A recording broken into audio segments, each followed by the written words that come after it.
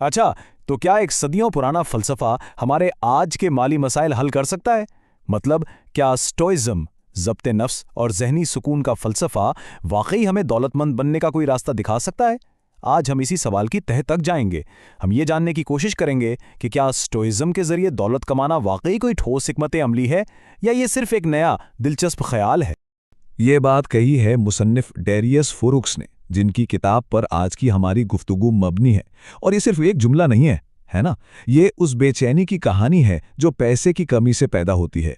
हमारी कहानी भी यहीं से शुरू होती है, उस एहसास से जो हम में से बहुत से लोगों ने कभी न कभी महसूस किया होगा।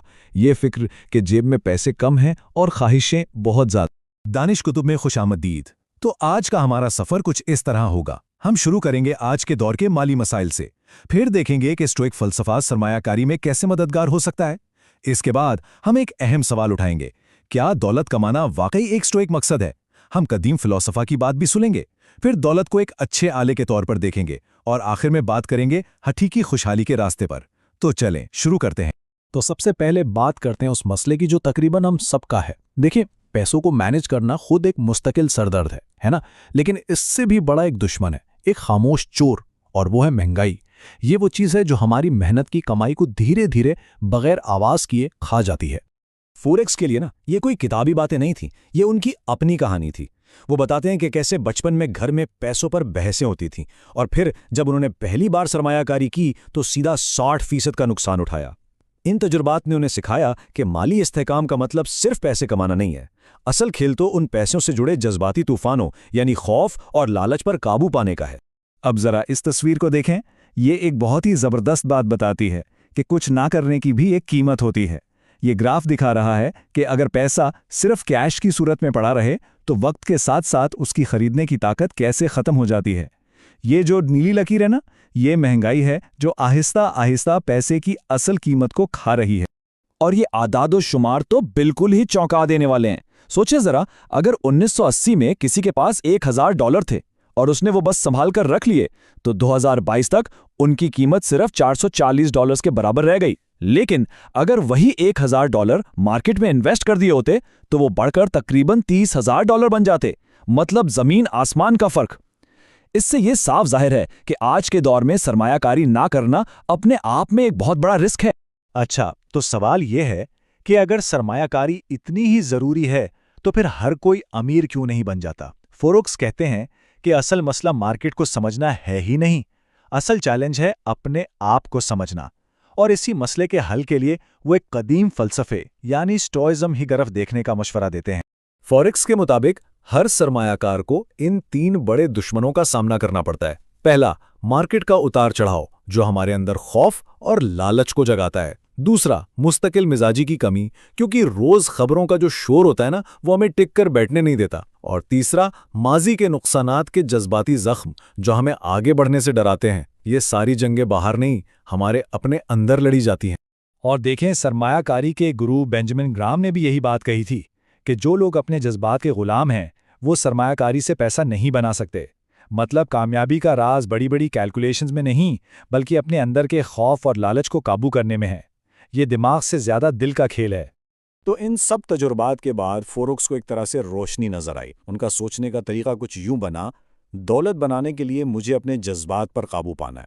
जज्बात पर काबू पाने के लिए स्टोइकिज्म बेहतरीन है, तो मैं स्टोइकिज्म को अपनी इन्वेस्टिंग पर लागू कर सकता हूं। और अगर मैं ऐसा कर लूं तो मैं मुस्तकिल मिजाज रहूंगा और मेरा पैसा खुद ब खुद बढ़ता रहेगा। ये वो कनेक्शन था जिसने सब कुछ बदल दिया। यहां तक तो सब ठीक लगता है ना? लेकिन अब कहानी में एक बहुत बड़ा मोड़ आता है। अब तक हमने ये समझा कि स्टोइकिज्म सरमायाकारी में कैसे मदद करता है, लेकिन अब हम एक बुनियादी सवाल उठाएंगे जो फोरेक्स के पूरे नजरिए को चैलेंज करता है। और वो सवाल ये है, क्या दौलत के पीछे भागना खुद एक स्टोइक मकसद हो सकता है? भले ये काम बड़े पुरसुकून अंदाज में किया जाए, लेकिन क्या ये स्टोइसिज्म की असल रूह के खिलाफ नहीं है? अब बात कैसे की नहीं, बल्कि क्यों की हो रही है।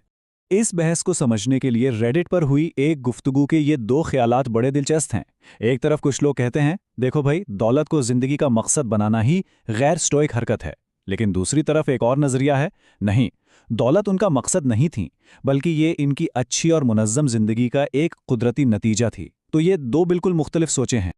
अच्छा, तो इस उलझन को सुलझाने के लिए क्यों ना हम सीधा कदीम स्टोक फिलोसोफर्स से ही पूछें। चलें देखते हैं कि वो खुद पैसे, दौलत और इन चीजों के बारे में क्या सोचते थे।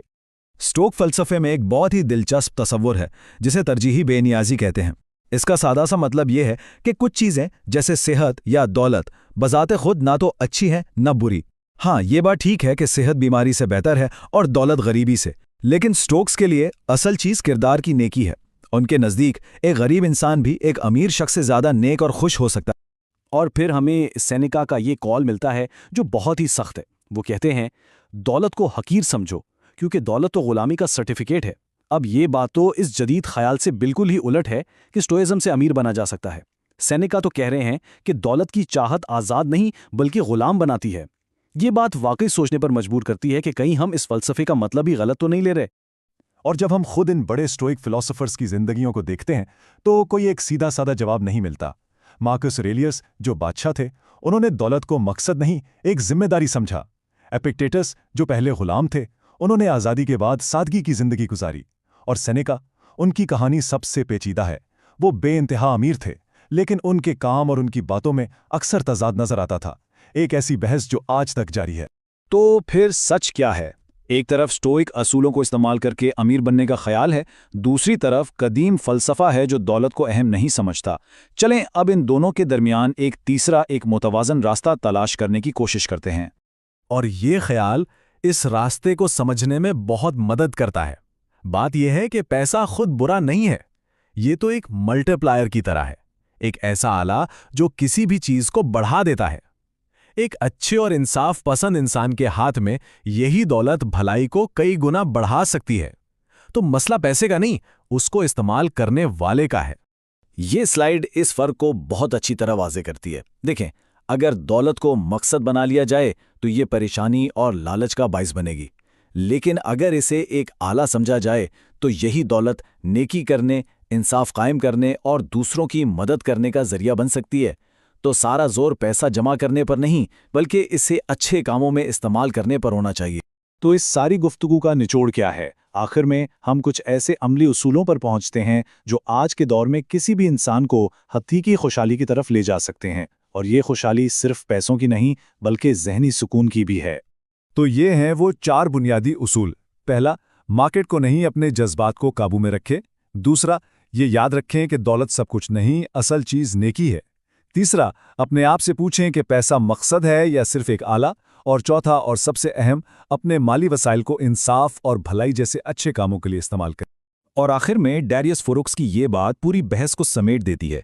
हकीकी दौलत वो है जब आपके माली हालात भी मजबूत हों और आपका जहन भी पुरसुकून हो।